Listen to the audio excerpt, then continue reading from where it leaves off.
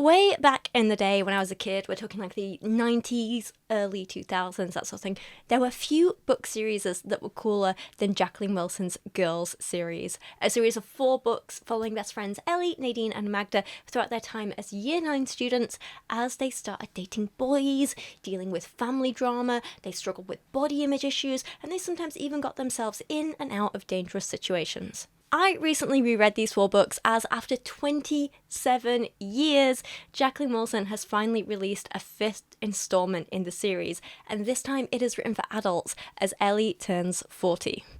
I have to give a big thank you to Evangelina Skov for inspiring this video, as she's the one who told me about the book and got me all excited about it and stuff, and she's just great, so go check her out, give her a follow, she's lovely.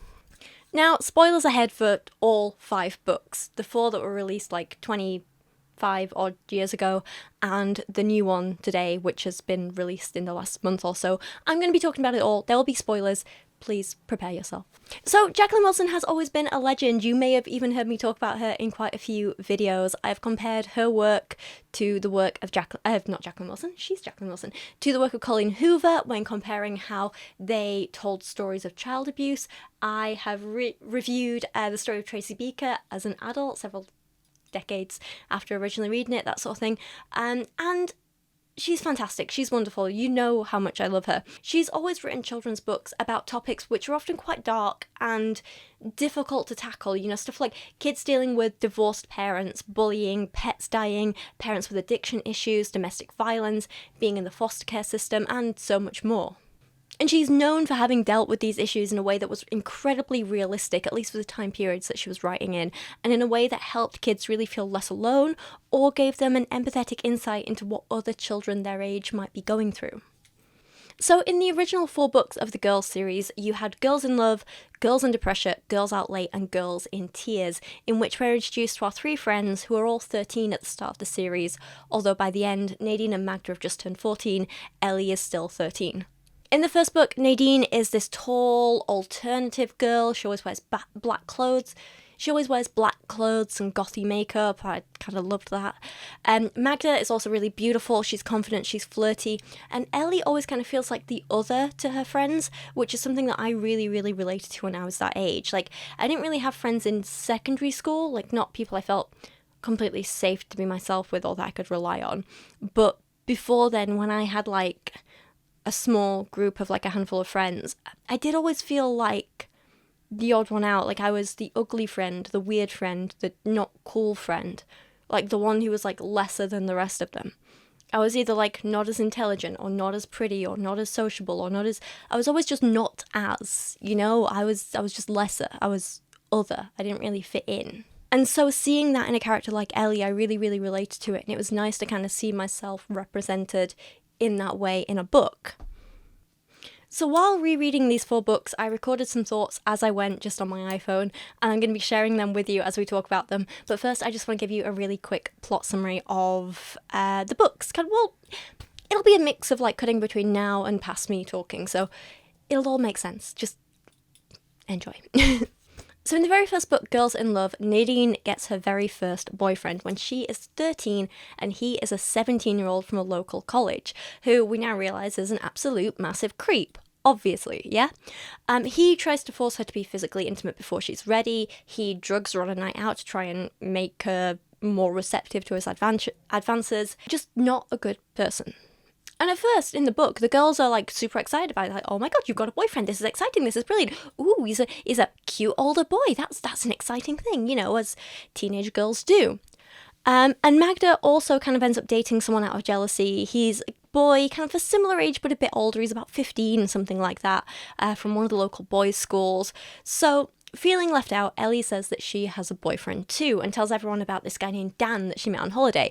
But she makes out that he's this older, attractive, like super beautiful guy, blah, blah, blah, when really he's like a 12-year-old kid who was kind of annoying and she's not really into him, but he liked her and she was just feeling left out, so she said he was a boyfriend and yeah, you know what it's like. Meanwhile, in the book Girls Under Pressure, things get even darker. In that book, Nadine is picked to take part in a modelling competition, and so suddenly feels like she has to change everything about herself to fit in and has a bit of an identity crisis. She changes her makeup, her clothes, and then when she's like, no, I need to be myself, she then goes even more over the top with that, and it's just like, she needs to learn to accept herself the way she is. Nice message. Magda, meanwhile, gets involved with an 18-year-old football player and has to deal with being told that her flirty personality has led local boys to think she's easy and that they can disrespect her and treat her badly, and as a result of that, quite obviously, she also goes through a little bit of a mental breakdown, cuts all her hair off. It's a big thing. I mean, it's horrific now hearing it back. Like, 18-year-old man told a 13-year-old child she was easy and tried to rape her. Messed up, right? Messed up. But again, thankfully, by the end of the book, she realises, nope, this is not on her at all. She's not been leading on grown men. She's not been asking for it. None of this nonsense. She realises that she shouldn't have to change how she dresses or how friendly she is towards people, or even if she wants to be a little bit flirty, she shouldn't have to change that to be treated with respect, especially by grown men. Ellie has the hardest time in that book as she has to deal with an eating disorder. She has major body dysmorphia and goes through stages of not eating at all to stages of binge eating and throwing up, alongside periods of over-exercise. They're the plot points, the basic plot points. There's a bit more to it than that, but that's a basic summary. I can't speak. But here are my scattered thoughts of what I was feeling as I read those books. Okay, I actually thought it would be fun to jump in here and just give you some kind of mid-series thoughts. So I couldn't sleep last night, so I stayed up reading, and I read the first and second book, and I'm about a third of the way through the third book, and I have thoughts. This isn't scripted, I just thought I'd kind of talk off the top of my head. First up, Ellie's teachers are a lot better than I remember. The form teacher, who is also the PE teacher, she's strict, but she's nice. She reminds me a lot of Mrs. Wakeman, a PE teacher I had in school, who was always really supportive and really lovely, even if she seemed a bit strict on the outside. She was actually a really, really nice woman. The head of year woman, we haven't really seen much of her. She just kind of gives out attention and meh. So I don't really have much to say on her. There's the two art teachers, the one who's just gone on maternity leave and the new one, Mr. Windsor, I believe his name is. I like that. It's really nice to see a teacher like that being so inspiring and so passionate about their subject. I think we've all had teachers like that when we were younger, and they really do make an impact, and they really do kind of stick with you, and that was really nice to see. If I'm remembering correctly, I think what happens in the rest of the book is Magda gets a crush on him and he turns her down, obviously, as he should, which is nice. Really good to see a teacher setting boundaries like that. I'll just have to come back and see if it, he sets them as carefully and as thoughtfully and as seriously as he should. I'm hoping that holds up. Ellie's dad is far creepier than I remember. He has a past history of hitting on his students who are in college, and I think when they say college, it's like an arts college, so they mean like university level. I hope they don't just mean post-16. I hope they mean post-18, but it's never really made clear. But Ellie's dad met both Ellie's mum and his new wife Anna when they were students of his, both much younger than him. We're told there's a bigger than 14-year gap between Anna and Ellie's dad. I don't know if we ever actually get a name for him, and that creeps me out a bit, considering, how old is Eggs meant to be in the first book? Like, maybe, I think he's meant to be in like reception or nursery or something, so he's gonna be like 5 years old maybe. She's 27 now, so she had him when she was 22, maybe 23. They met when she was in university, and he's like at least 14 or 15 years older. Because there's a 14-year gap between Anna and Ellie. We know that. And Ellie says there's a bigger gap between Anna and Ellie's dad. So there's at least a 15-year gap. So he would have been at least 37 and she was 21. No, 22. No. And he was a teacher. No, we do not like him. He's an absolute creep. There's also the way he kind of gets creepy around teenage girls. He seems to enjoy when like Magda flirts with him, and I'm like, she's a 13-year-old girl. Can you stop it? We do not like Ellie's dad so far. Not good. Anna is lovely. We like her. She's great. She's very supportive. She seems like a good mum, a good woman. Like her a lot. Dan, I don't really have much to say about. I never really was a fan of like him as a character, and I don't like this idea of a girl having to like date a guy just because he's all she can get. She might as well just settle, or she should settle. No, absolutely not. So I never liked that. There's a few bits in the book that have aged really poorly. For example, there's a bit where they go to a nightclub and they see a bunch of transgender people queuing outside, and it's surprisingly accepting of them for the 90s when this was written. So I think the book it's in, it was written about 98 or something like that, and they're surprisingly accepting, and they're like, oh yeah, this club's for everyone, like this night is for everyone, and I like that. But they do also use the T slur, which is obviously not appropriate, not okay, but also kind of a product of its time. So it's a little uncomfortable reading it now, but the overall message and meaning was good, I think. What else is there? Oh, here's the thing. They keep saying that Ellie really liked when Zoe Ball presented Art Attack. This is the most serious crime in the book. Zoe Ball has never presented Art Attack. Zoe Ball started as a presenter on Smart before Kirsten O'Brien. Zoe Ball was one of the first presenters on Smart. Oh my god, words. She's never done Art Attack. Art Attack has always or nearly always been Neil Buchanan. I think there's like a new guy now, but we don't count him. He's not real. But Zoe Ball never presented Smart. It's brought up in 2 different books. That mistake continues throughout the series. No, that's a silly thing. The big story throughout the second book was Ellie's struggle with her weight, her body image, coming to terms with going through like a lot of body dysmorphia and not seeing her body the way it is. She thinks she's a lot bigger than she is, and she's got it into her head that that's a bad thing for some reason.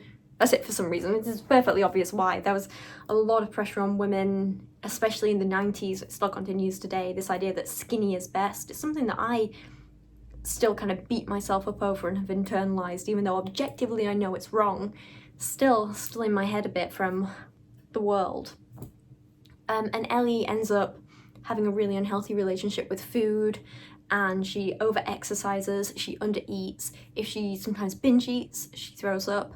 I thought the progression of that and seeing her mental health issues around that was good, and I really liked the build-up and the way it progressed. Didn't quite like how it was handled at the end, and how she was just like, oh no, my friend's sick, better snap out of it, I don't want to die.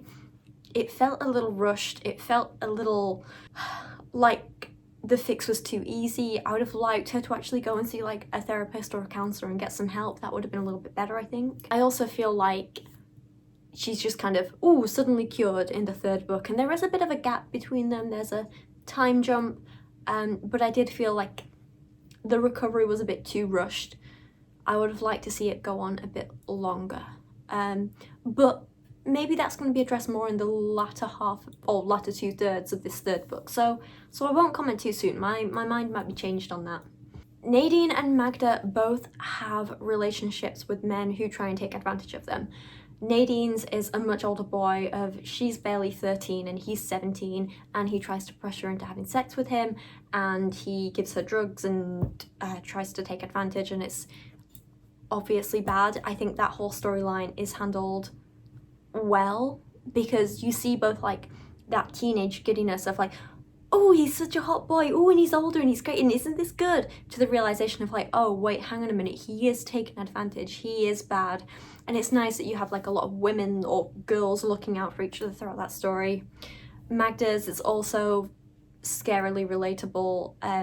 She also meets an older boy, I think she's about 14 at this point, and there's this like 18-year-old football player who she meets at like McDonald's or something, and then they meet at the gym again and whatever. And again, he tries to like pressure her for sex, and because she's quite like flirty and outgoing, he's like, oh, everyone knows you're a massive slag, oh, let me have it.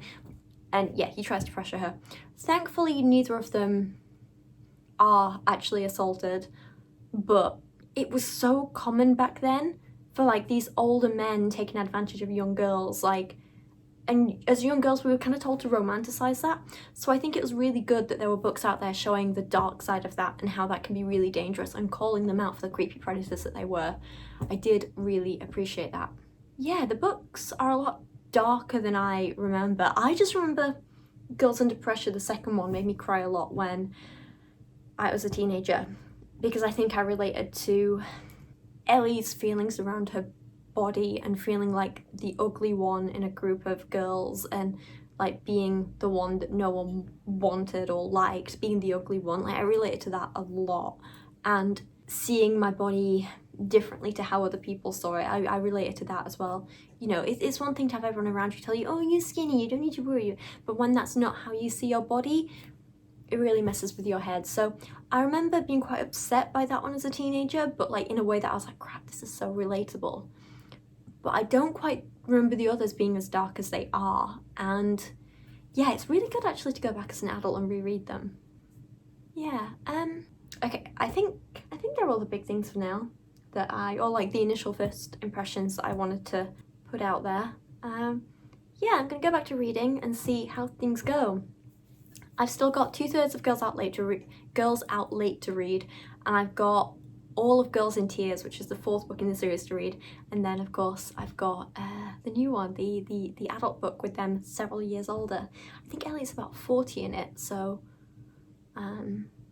yeah, how old she'd be today, I guess. Ish? I don't know. Surely Ellie wasn't 10 years. Yeah, no, she must have been. So the first book came out in 1997, and I was 4 years old then, so I didn't read them until I was a bit older, obviously. I don't know, I think maybe I read the first one when I was about maybe like 11-ish, something like that. So young, slightly younger than Ellie was in the books, but interesting. Anyway, right, I'm rambling. Okay, I'll see you in the future, or whatever. Okay, back to present day me only very briefly, because in book 3, which is Girls Out Late, Ellie meets her very first proper real boyfriend, Russell, and I have some thoughts about him. I will just say now, I loved Russell when I was a teenager reading these because he seemed lovely. He was older, he was artsy, he had long hair, ooh, so handsome. No, he's terrible. We hate Russell. Here were my thoughts while I was reading. Okay, here's something that I never picked up on when I was a teenager, and that has kind of been bothering me. Russell is creepier than I remember. So in book 3, Ellie finally gets a serious real boyfriend, and his name is Russell. And he is in year 11, so he's about 15, I think, and she's still 13, just about to turn 14. So bit of an age gap, but not as bad as it could be, right? And he starts drawing her across the McDonald's, she starts drawing him, and then he comes over and he introduces himself, he buys her and her friends coffee, lovely start, great, we like to see that. And then he turns into a massive creep who will not stop pushing her boundaries. I remember when I was a kid reading these, a teenager, I was like, oh, he's such a dreamboat, he's got the long floppy hair, like, I'm still liking a man, and he's artistic, and he's so romantic, he went around all the houses to find didn't realise just how awful he is at first. So when she's like, oh, I've got a curfew, I need to go home, he's like, yeah, so do I, I'll come with you. And he just gets on her bus and follows her home. And then when she's like, no, I really need to go home, he's like, yeah, I'll walk with you. Actually, no, we'll just go to the park. We'll just do that. And he keeps her out 2 hours past her curfew. He goes to kiss her without asking if it's okay. And he starts touching her without asking if it's okay. And she keeps trying to push him off and say, no, I need to go. And he's just like, oh, Ellie. And like grabbing her and touching her. And she's clearly uncomfortable, but she's also like, oh, but we're kissing and he's so hot. And yeah, I think I must like it. And I'm like, you're pushing him off and saying no, and he's not respecting your boundaries. That's not okay. So he really oversteps a lot. And I found it actually really uncomfortable to read as an adult. And I was like, Ellie, babe, you can do better. You can do so much better. Ugh. So I'll see how the rest of the book goes with him, if he improves in my estimations or not. But yeah, that was interesting to read because like I still had Russell as this like dream guy in my head. I was like, hey, he's great, you know, older, floppy hair, artistic. Like, no, he oversteps boundaries, he's pushy. We don't like him. Meanwhile, in this book, Nadine's creepy ex, Liam, is back, you know, the 17-year-old, and this time he's hitting on children who are even younger than Nadine was. This time his girlfriend is only 12 years old. We have a word for men like him, and it starts in N and rhymes with once. So Nadine has to deal with that. She is kind of triggered and traumatized by seeing him again and has a lot of flashbacks to like how he treated her. I say flashbacks. It was only like 2 months ago in the span of this book, but anyway, she has to deal with that. And then when she sees his latest victim, because let's call her what she is, she's a victim of him and his grooming predatory behavior. It's not even grooming, it's just child abuse. So Nadine goes out of her way to go and speak to this 12-year-old kid and be like, are you okay? Are you safe? Let's talk. And she helps that kid out. Brilliant. We love that. Wonderful. Magda, meanwhile, gets a crush on their new art teacher and...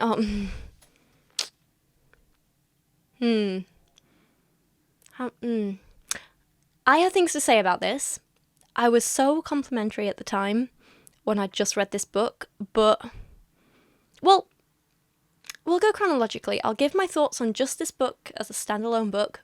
Great, love it. We'll talk about the teacher's character when we revisit him in book 5, because I'm angry.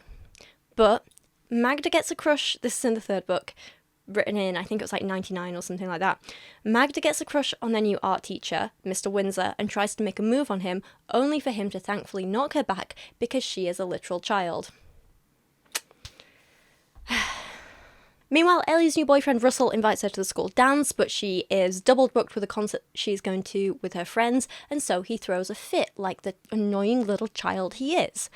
Ellie goes to the concert anyway because good on her, you know, but it turns out the concert has been cancelled at the last minute, so Nadine decides to drag her friends off with some random adult men who essentially take them to a crack den in the middle of nowhere, and they have to escape out of a kitchen window. Fun times. I am glad that is something that we can't all relate to doing when we were 13. I did not visit crack dens at 13. Not even close. Thankfully. In book 4, Girls in Tears, this is absolutely the worst book in the series. It is the most depressing, and if I'm honest, it didn't really need to exist. If this book had ended if this series had ended at the first 3 books, probably would have been better. In this book, Nadine and Magda start being mean to Ellie for absolutely no reason and just excluding her for no reason at all. Magda suddenly has a hamster who dies. Okay. And Nadine is being groomed online by a creepy old man who tells her he's a 19-year-old boy, which, let's be honest, would still be bad enough, but it turns out he's like 50. Russell, meanwhile, the 16-year-old boy, is constantly pressuring his 13-year-old child girlfriend to have sex with him before she's ready. I hate him so much. Ellie's dad and stepmom are fighting because she's suddenly a successful businesswoman and he can't handle that, so he may or may not be sleeping with his students every night like the absolute creep that he is. I also hate Ellie's dad a lot. The climax of the book happens when Russell invites Ellie to a party and he treats her like absolute crap all night. She gets drunk for the very first time ever, and while she is busy puking in the bathroom and then passes out in a bed, he decides now would be a great time to go and make out with her best friend Magda. What the hell were the two of them doing? We hate them both. Ellie is obviously heartbroken, but somehow, in like the last 20 pages of the book, she suddenly decides to forgive Magda because Magda needs her help stopping the groomer from grooming Nadine. And Ellie's like, oh, well, if Nadine's in need, then guess I'll forgive Magda.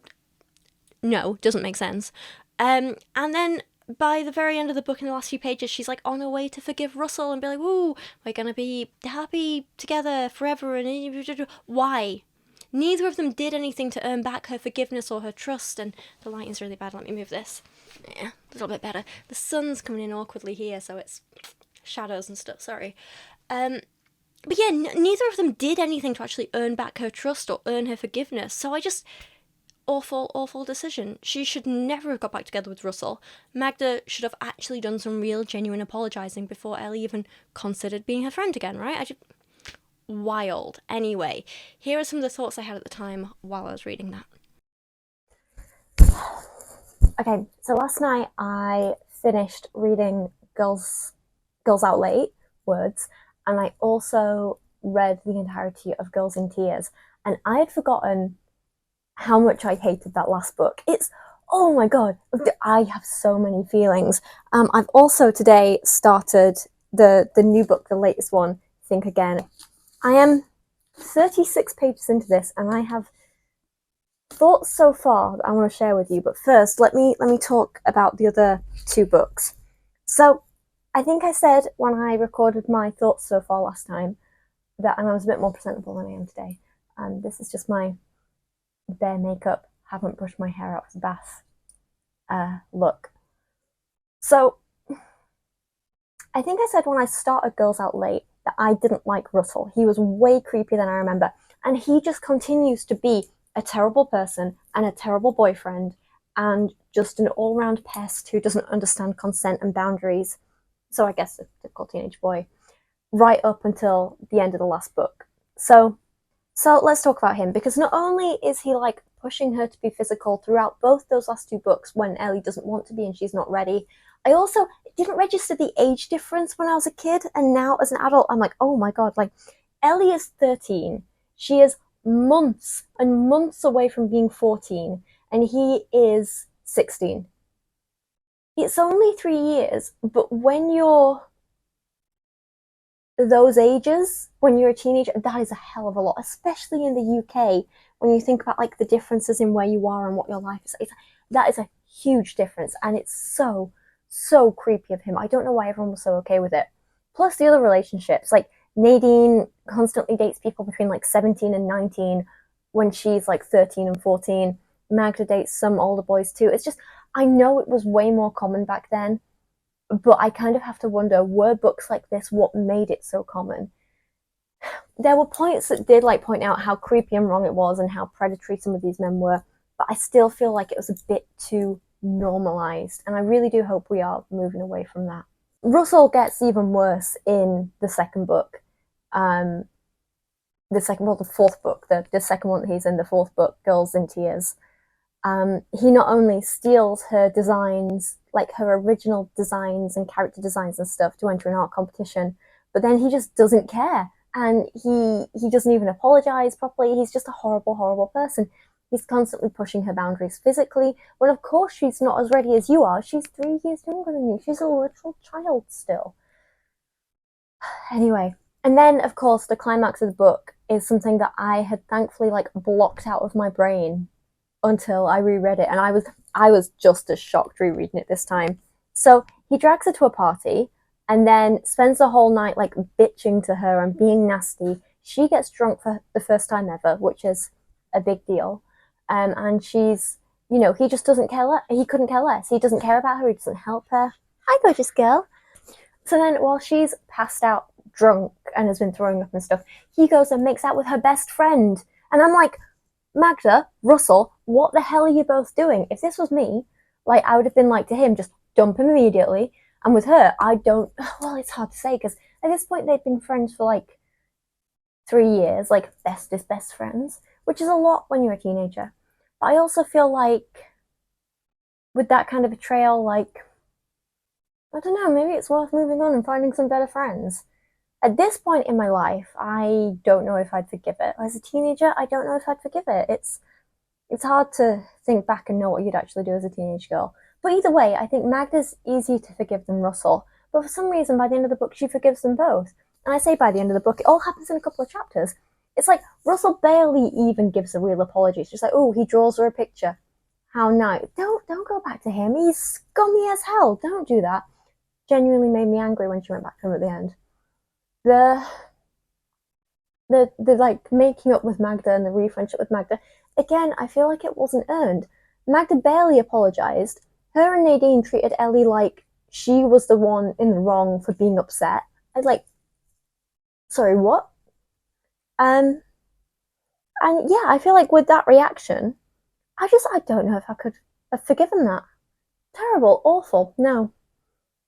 The best possible ending for that book would have been Ellie and Nadine going off and being like, no, screw this. We deserve better friends and better men and me. Anyway, that said, I also kind of feel like I forgot or blocked out how bad friends Nadine and Magda are at times. Like, Nadine is so stupid and selfish, and she makes Ellie do all this stuff, like go with her to a modeling competition thing when she knows Ellie is struggling with body image issues, and she's like, I don't care, a real friend would come with me. And it's like, really? Because a real friend wouldn't endanger her mental health further by putting her in a situation that she's finding uncomfortable. And then again in Girls Out Late, when the concert that they're going to is cancelled, Nadine just gets in a random van with some random adult men, and they take them to like basically like a crack den in the middle of nowhere, and they have to escape through a kitchen window. Magda is also going along with this and flirting with these random adult men, and Ellie's the only one with any sense to be like, I don't think we should do this. But because it was the 90s, or maybe like early 2000s at that point, but because it was like the 90s, no one had mobile phones or anything like that, so she couldn't just like call up her dad and be like, hey dad, something crazy is happening. Ellie had to make a choice between, do I abandon my best friends with these sketchy men, or do I go with these sketchy men and try and save my friends? And she chose the latter, which obviously put her in danger. Oh, God. Nadine and Magda were bad friends, I will say that. And they continued to be bad friends up until the end of the book. Girls in Tears was absolutely terrible. Everyone was bad in it. Ellie's dad, we know that I don't like him, find him creepy. I did feel like he had a slight, tiny bit of redemption at the end of Girls in Tears, because he kind of realized he was selfish and jealous and had all these issues, and he started being like, well, maybe this is something I need to work on. We didn't actually see him work on any of it or actually do any work to fix it or be better, but we saw him considering that he might want to be better, which is something, I guess. Good sake. And that is where the Girls series ended for 20 odd years, 25 years or so. And it was temporarily revived a little bit for a TV series on, I believe, CITV, I think. And I've recently gone back and looked at the promo images for that. It turns out the actress who played Magda now plays Chelsea on EastEnders, which I was like, oh, that's quite nice. She's lovely. So that was fun. Nadine, I don't think I've ever seen on TV again. And the girl who plays Ellie, I think I've seen her in some other stuff since, but the main thing I remember her from is Sugar Rush, which is a fun little kind of, not Easter egg, just a fun little connection when you hear about what happens to, or where they go with Ellie's character in the 5th book. So I thought that was fun. Right, the 5th book, the latest book. Okay. I will preface this by saying there were parts of this book that I really, really liked and parts that I absolutely hated and loathed with a passion and want to tear out of the book. Very mixed feelings. I am going to be quite critical in this review, but that doesn't mean my opinion of Jacqueline Wilson has changed. I still absolutely adore her. She's an icon. She's wonderful. We love her. I still think so many of her books for kids still hold up to this day, and she will always be my childhood hero, and I think she's absolutely wonderful. I just have critical things to say about this book is all. Overall, the book was really enjoyable in places. It was also a little traumatizing to read in places too, but that's more because of my personal experiences than anything else. It's like if something bad happens to you and it really messes you up, so you have to go through several years of therapy, and then that thing is put in a book and kind of treated as this like cutesy romantic, ooh, isn't this fun and quirky sort of thing, and it's not handled with the gravity it deserves, it's a little hard to read. Do you know what I mean? We'll get there. So, I'm going to have a rant. Some good bits, some bad bits. Let's talk about it. So, think again. It is 27 years later. Ellie is just turning 40 years old. She is still bestest best friends with Magda and Nadine, which is a little unbelievable, but we'll go with it, it's fine. They now kind of have lives of their own, they don't see each other as much, they have stuff going on, but they are still bestest best friends, or at least that's what Ellie tells us. I still think they treat her like crap, but here we are. Ellie is now an art teacher, and she also publishes these cute little cartoons in a national newspaper as like a little side gig. She is currently single, but she does have a daughter who has just turned 19 or 20, something like that. The exact age doesn't matter, it's all the same. I had thoughts about this. There's nothing wrong with it in the grand scheme of things. It's absolutely fine for her as a character, and I don't have any like objective objections to it, if you know what I mean. Like, I can't say like, oh, this is bad because of I just feel like as a personal person, that did not the words. I just feel like as a person, personally, I didn't enjoy it. That's all there is to it. It's very, very subjective. I always felt like I related to Ellie a lot, and then this plot point for her character just took me right out of that. I was like, well, okay, that's gone. Don't relate anymore. Turns out she got pregnant from a one-night stand in college. Is that still a phrase kids use? One-night stand? I'm saying it anyway. It fits here. She got pregnant from a one night stand in art college when she was 19 or 20, and she dropped out to have the baby. She did end up going back to uni a few years later, and then she trained to be a teacher, and now she's a teacher, and she is super happy and loves her kid and all of that stuff. Fine, I guess. I just didn't relate is all, and I was like, oh, a bit disappointing, you know. She had some of the most incredible opportunities ahead of her, and she was a really talented artist, and she had a lot of potential, and then she just kind of threw it all away to live in a council flat and be a single mum. It's not something I'm ever gonna understand or relate to, but that's a me problem, you know?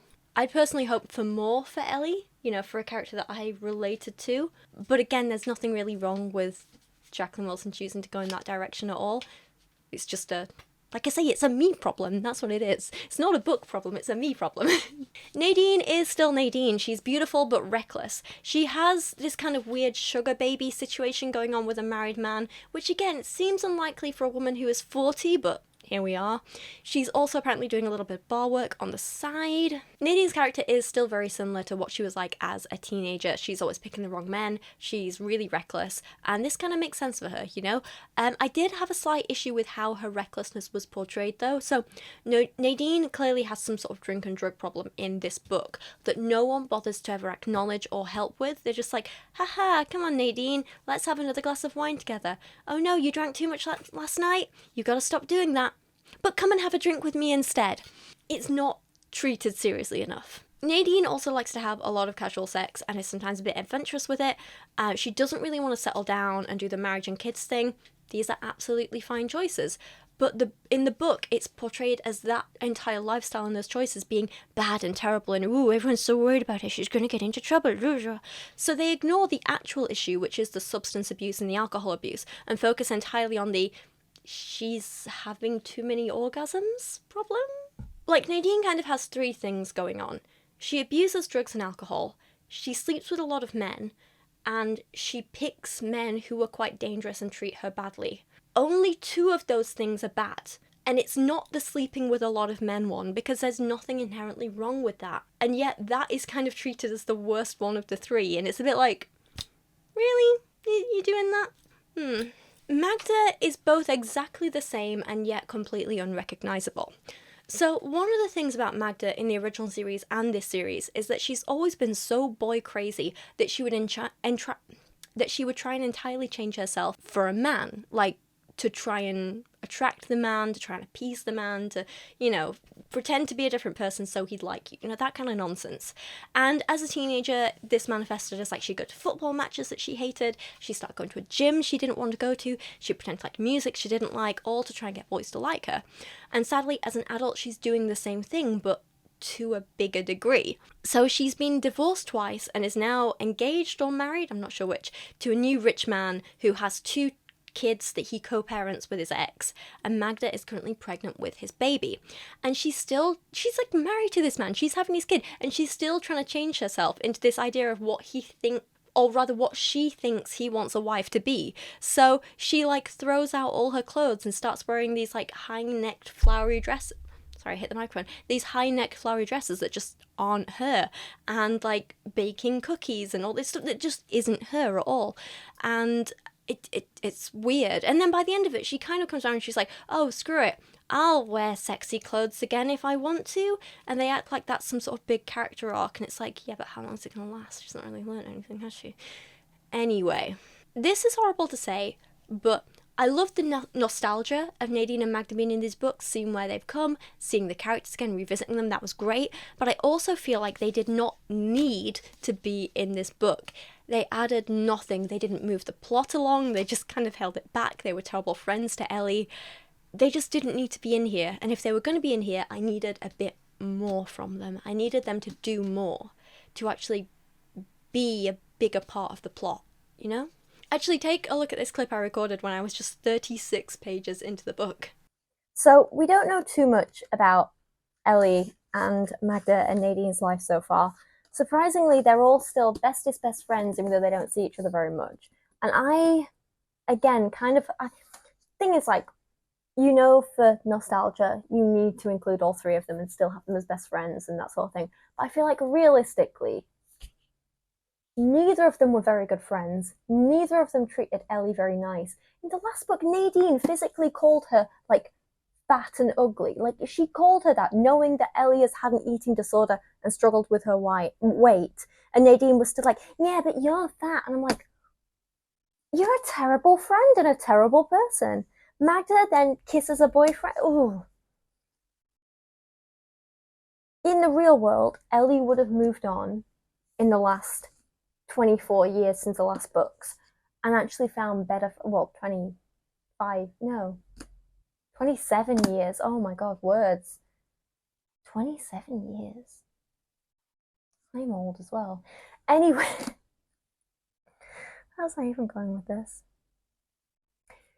In the real world, in an ideal world, Ellie would have found better friends and moved on from them both, and everything would be good. But it's not. Instead, they're still friends, even though they're still treating her poorly and. Now, one of the things I did love about this book were all the little references to Jacqueline Wilson's old books. And they would do this through having the characters be like, oh, when I was a kid, I read a book about blah, blah, blah. And it's one of Jacqueline Wilson's old ones. So, like a mum who had a breakdown and had a lot of tattoos and covered herself in white paint. That's a reference to the Illustrated Mum. I think they had a reference to the Suitcase Kid in there at one point. They had, well, I can't remember any of the others. There were like 3 or 4 of them, maybe 5, throughout the book, and I thought they were really good. They added kind of like the nostalgia, that kind of like, there's little Easter eggs in there for us big Jacqueline Wilson fans. Loved that, absolutely loved that. However, one of the things that, as a big Jacqueline Wilson fan, I hated were the inconsistencies between this book and the original series. It annoyed me. So some of them were just inconsistencies within this book. So one of them was how, so Ellie's half-brother in the original series was called Eggs, but his real name was Ben. Ben is in this book. He's obviously grown up himself now. He's an adult, and he's got a partner. But throughout the book, she can't decide whether his partner Simon is his husband or his boyfriend.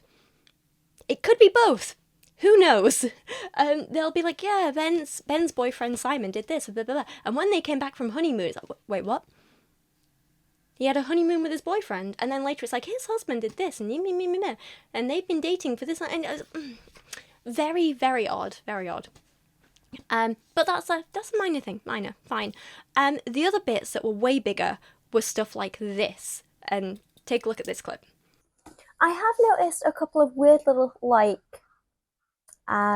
inconsistencies that shouldn't make much of a difference, but they're bothering me.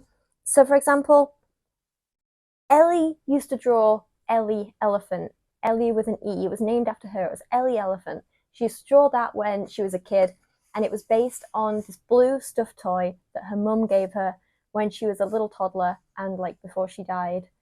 And Ellie was obsessed with Ellie the elephant, and then she would draw Ellie the elephant.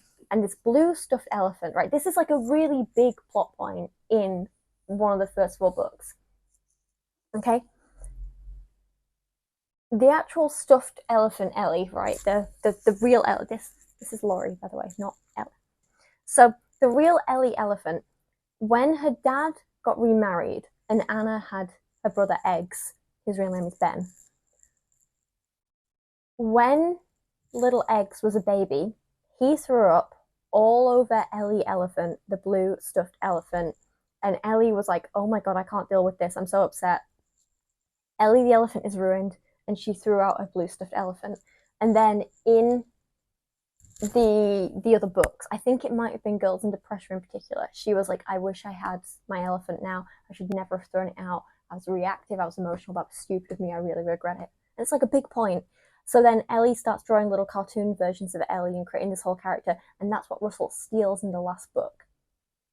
In this book, Ellie the elephant has become Nellie the elephant, who was a different character in the 90s in her own right. So maybe the 80s. What? No, before then. I'm making up years now. Nellie the elephant, there was a whole song about her. You know, Nellie the elephant packed a trunk and said goodbye to the circus. It's a really, really old song. So Ellie the elephant has become Nellie the elephant, and now there's a whole backstory where Nellie the elephant, these cartoons she drew, were based on the much-loved blue toy I cuddled in bed right up to my teens.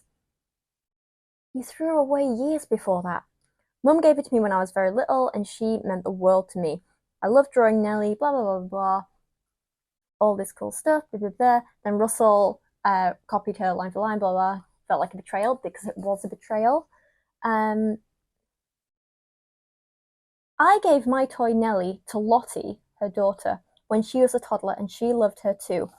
No, you didn't, because you'd thrown Nellie, who was Ellie, out years ago while you were still a toddler. Stop rewriting history. Inconsistencies. I'm having feelings so far. I'm having so many feelings. I feel like maybe I shouldn't have read this straight after the other books because I'm going to pick up on little bits like that and it's going to bother me. And the final big inconsistency is with one of the main characters of this book, and that is Mr. Windsor. And I am angry at his inclusion for a lot of reasons, and the plot point around him for a lot of reasons. But the first very minor thing to say is that in the original books, he was called Guy. In Girls Out Late, I think he picks them up from the station and he's there with his girlfriend at the time, and she's like, oh, Guy says this, blah, blah, blah. Now, for some reason, he's Gary. Why? Why? Did she not reread her own books before she wrote this? Especially when you're going to have such a massive major character, why not get his name right? That was annoying. But he is the biggest part of this book that I have a problem with, and it's a situation, without saying too much personal stuff, hits a little close to home and is not handled as well as it should be. So let me summarize, right? I'll give you the basic overview of the main, or Ellie's main plot of this book. Ellie turns 40. On her birthday, she meets a woman at the gym called Alice. I love Alice. Alice is amazing. Here's what I said when she was first introduced, and we knew basically nothing about her. Ellie also makes a new friend at the start of this book. Her name is Alice. She seems lovely. Everything is good there. I like Alice so far. Also, there's just so many little like relatable bits in here. Like Alice and Ellie bond over the fact they've both been to the Alice in Wonderland exhibit at the V&A and the Beatrix Potter exhibit, and I'm like, I've been to them. I loved them. So that was nice. So far, Alice is great. She seems like a genuinely nice person. And in the 2 hours she's known Ellie, she's already been a better friend and a better person than Nadine and Magda were through the first 4 books. So I'm team friend Alice so far. So we love her. Alice is fantastic. It is clear that from the very beginning of the book there is sexual tension between Ellie and Alice, but it's never really explicitly stated, at least not until the very end of the book. And I kind of like it, you know? It's subtle. It's almost like it's obvious to the reader, but not obvious to Ellie, and that kind of mimics her journey in discovering her sexuality, which is nice, you know? Sometimes other people do see it before you do, you know? It's also on the day of her 40th birthday that Ellie gets fired from her cartoonist job, and she decides instead her new side project is going to be that she is going to write a graphic novel about elephants, which I think is really damn cool. And she starts working closely with Alice to learn more about elephants, because Alice's job basically is to study animal behaviour, and one of the animals she studied most is elephants. We love it. See, they get on so well together. They have so much in common. We love to see it. Meanwhile, Ellie starts dating her old art teacher, Mr. Windsor, Guy, Gary, creepy groomer man, whatever you want to call him. And I will remind you that this is a man who first met Ellie when she was 13 years old. He taught her for the next 3 to 5 years until she was 16 or 18, we're not sure which. Then they lost touch, but he has been secretly following her career this whole time, and now he gets another teacher to say that Ellie should get in touch with him, and then he asked her out. Now, some people might say this is not so bad because there's only 10 years between them, and I get it. An adult, like a 40-year-old dating a 50-year-old, is not a bad thing.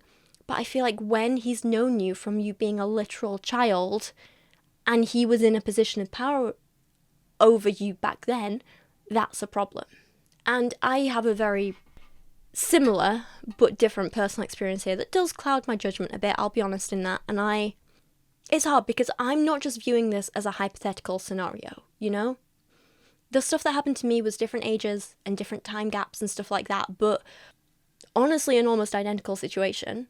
And I feel like some people will read this book and view it and be like, well, you know, it's only fiction. Or hypothetically, if this was to happen, and they might not see the problems with it. But as someone who has lived through this and been really, really messed up by something like this, there's nothing cute or funny or romantic or exciting about it. It's just really messed up on the teacher's part. And there's no other way around it. Like, it just is. And the problem is, with the book, it does romanticize it. And it treats it as this cute, quirky thing, this exciting thing, this sexy thing. And it's not sexy. It's absolutely not. I was disgusted. And going into it and reading this without having any kind of warning that this was going to happen really messed me up. Like, you should have seen the messages that I was leaving to Evangelina and Elise about this. I was a bit of a mess. But like in the book, Magda and Nadine, they just keep going on about like how hot and cool and fun it is for her to be dating their old teacher, and let's call him Mr. Windsor, and he's like, let's not. The only person who actually seems a bit perplexed and grossed out by this relationship is Alice, because again, she is the best character in this entire book, and I love Alice. Where do I find a real life Alice? So I'd actually nearly finished editing and was mid-export through this video, and I've just thought like that something that I didn't bring up in this video that I probably should have. Like, I addressed the whole teacher issue. But my kind of concern is I think Jacqueline Wilson maybe has some personal stuff to work through in her life in regards to romanticizing teacher-student relationships, because this is not the first time she's done it. I've spoken on my channel before about her book Love Lessons and how problematic that is, because you have this incredibly sheltered young girl who is homeschooled and then is then put into a regular school, and she doesn't fit in, she's having a lot of trouble, and she gets really close with, again, I think it might be the art teacher, and they kind of have an inappropriate relationship, affair. He is a child abuser. Like, that's the only way to look at it, and he's very inappropriate, and I think they do kiss at some point, and I think that's kind of as far as it goes, but it's kind of romanticized in the book, and he never really faces any real consequences for it. And it's a long time since I read the book, so I'd have to reread. But from what I remember, more blame is placed on the child than the teacher in that situation, and it's just, it makes me worry for Jacqueline Wilson and her personal experiences that are making her write stuff like this. And I feel like someone kind of needs to step in and be like, can you stop? Because this is really bad. And yeah, I don't know. Sorry, I just thought to throw this in there. And because, like I said, this isn't the first time she's done this in a book, and it's kind of problematic. Yeah, not great. Now, unsurprisingly, this is a terrible and unhealthy and toxic relationship, and most of the book is thankfully spent on Ellie realising that. But the takeaway seems to be more like, while they seem perfect on paper and have really great sex, she just doesn't see him like that. But in my mind, it's more like, no, they're not perfect on paper. He's a creepy groomer who used to teach her. He's awful. Guess I'm glad she's having good sex, though. But they still never should have been together in the first place.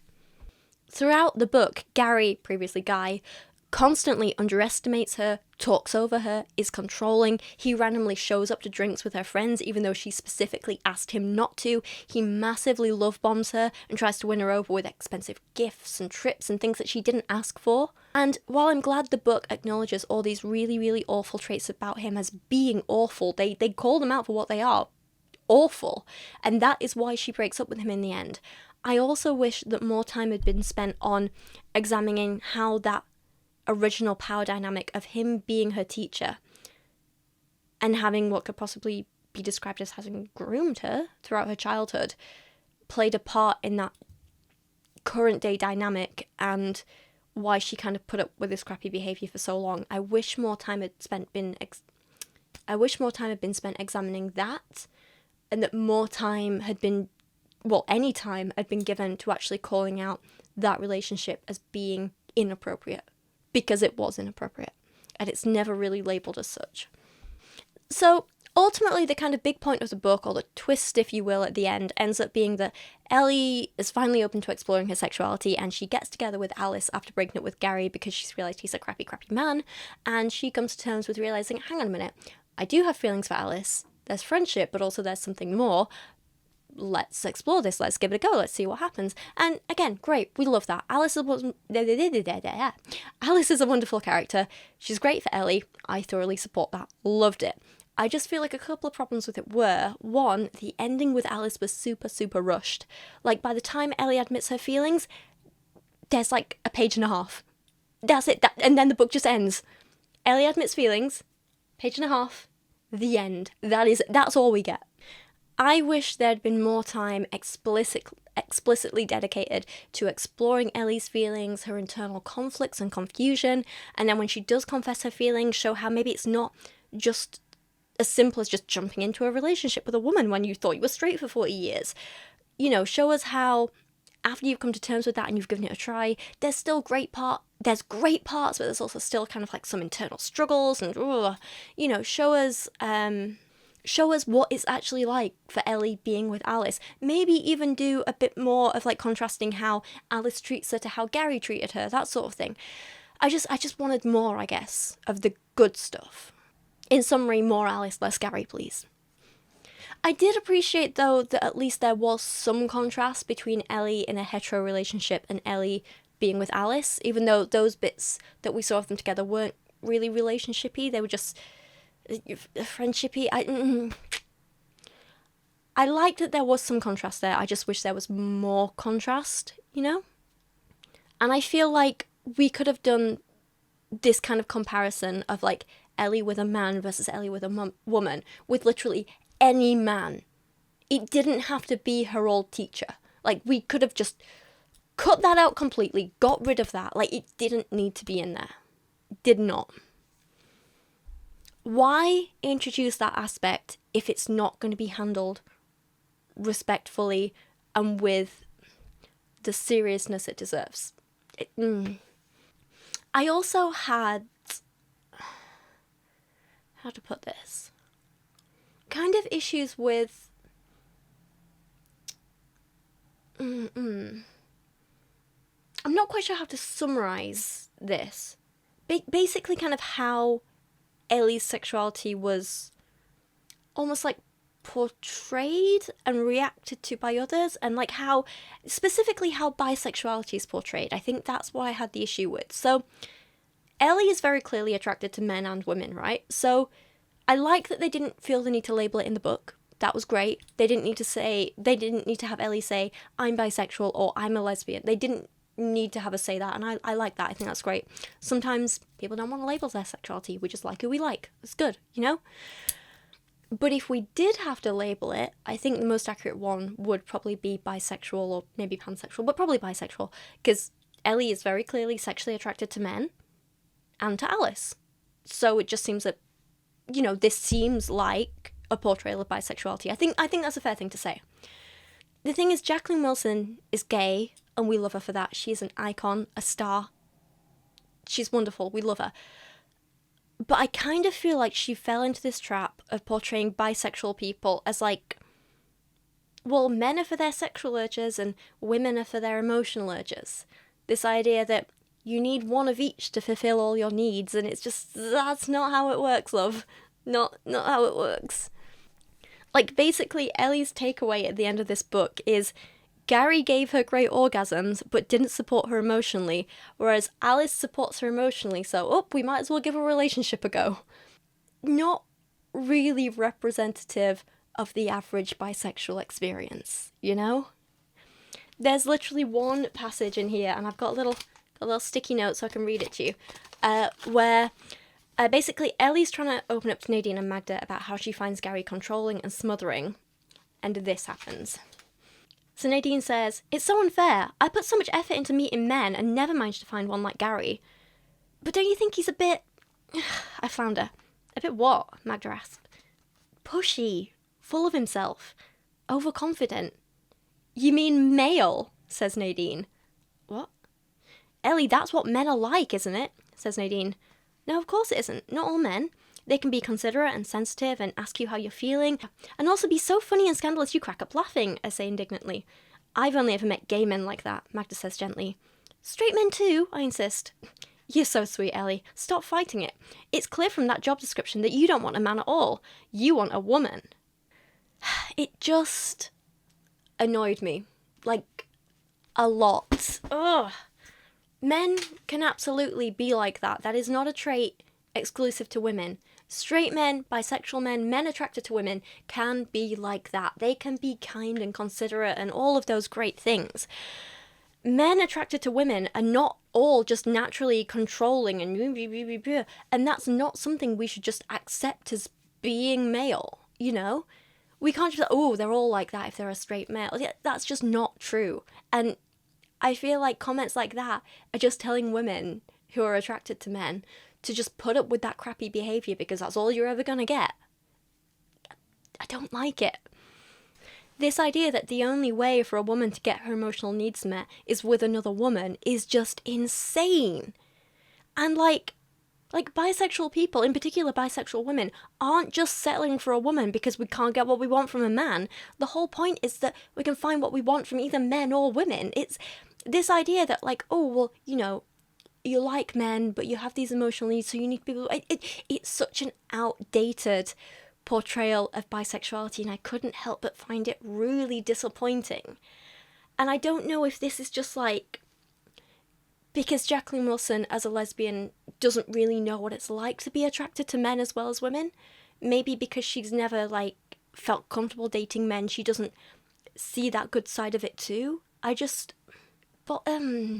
It bothered me. It really, really bothered me. And like I'm not saying that people can only write characters of their sexuality. That's not at all what I mean. I just feel like sometimes when you're writing about sexualities that aren't your own, you have to be careful not to fall into these traps of portraying silly stereotypes as the experience, you know? Because this is not what being bisexual is like, you know? The final complaint I had about the book is that I just wish there'd been more focus on Ellie's career. So she starts the book by being fired from her cartoonist job, and then she has the idea to start a graphic novel. And in researching this graphic novel, that's how she gets closer to Alex. Lovely, great. The book finally, throughout the book, she's making very, very slow progress. She starts a few sketches here and there, she does little bits, and then by the end of the book, she has a few draft sketches done, and like a very basic plot outline, and she sends it to an illustrator friend of hers who says, oh, this is good, you should query a publisher. And then the book ends. That's it. That's as far as we ever go with that. We get no real conclusion to that plot point. I feel this book would have been 10 times better if there was just like an extra little epilogue stuck on the end that's like, I don't know, 18 months later, and Ellie and Alice are like happily living together, and Ellie's just published her graphic novel, and there's like a sweet little thank you note to Alice in the acknowledgements, something like that, just to tie it all up and really complete that plot point and show Ellie having a success in both career and relationship. Like, that would have been lovely. Like, you only needed a few more pages and it would have just rounded the book off so much better, and I think that would have been great. Yeah, love that. But again, I don't know, that might be a me problem because I'm just quite sentimental and I like a good happy ending. So that may be all on me. I acknowledge that. All that said, for all I've been having a little bit of a moan in this video, other than the Gary parts, I actually really enjoyed reading this book for the nostalgia factor. And like I say, I enjoyed that it gave me an excuse to go back and reread a bunch of Jacqueline Wilson books that were some of my favourites during childhood. There were lovely things about this book, like all the scenes with Ellie and Alice were pretty much perfect. Ellie's family stuff was a smaller part of the story, but I thought it was handled quite nicely and quite well. This idea of like having to deal with aging parents getting ill, that's something I haven't really touched on in this video that the book does. I thought that was handled really well. And overall, I did actually just really enjoy having a bit of a rant about this book, because this is what I do. I really enjoy diving into a book, pulling it apart, taking a look at all the pieces and saying, what do I like about this? What do I not? That kind of in-depth critical analysis of a book is something that I really enjoy, whether I'm seeing the good or the bad or both. So this book was a very enjoyable reading experience for that alone. But again, that might just be a me thing. But there you go. I know this isn't a video that will resonate with everyone. I know this may be one for more of just my UK audience, which isn't as many of you, and that's okay. But I just wanted to talk about something that I have a lot of feelings about. So yeah, thank you so much for watching today. I appreciate you guys a lot, and I will see you again very, very soon.